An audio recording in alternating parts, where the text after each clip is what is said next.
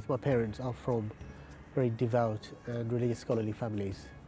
So both of them and their parents and grandparents are all religious scholars and very devout Muslims. So at home, under their guidance actually, I memorized the entire Quran in Arabic between the ages of 5 and 11. But I also enjoyed my studies at school, of course, and specialized in the sciences. So I studied theoretical physics up at Cambridge and artificial intelligence for my master's and PhD at the University of London.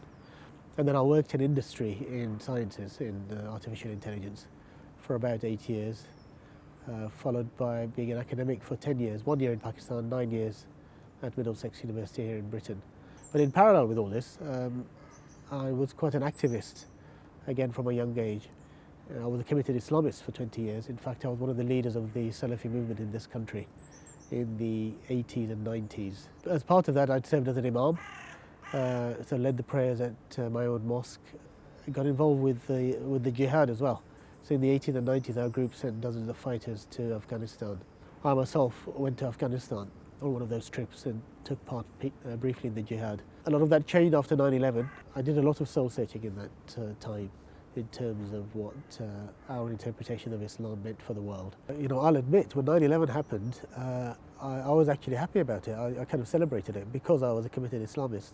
I knew many people who did become terrorists. In fact, Al-Qaeda tried to recruit me after 9/11, and I politely refused, although I sympathized with their political aims at the time in terms of kind of defeating the West, you know, these naive ideas. So I realized that a lot of the principles of Islamism were mistaken. So I'd begun to campaign against terrorism and against Islamism, began to critique it personally, internally, and publicly, in fact. And I felt very deeply that spiritually it was my duty as a teacher of the Quran, as an imam, to say what was right, even though I knew it would be unpopular in some quarters. Some people wouldn't like it. And of course, I have lost a lot of my friends. On the other hand, I've gained many new friends, of course.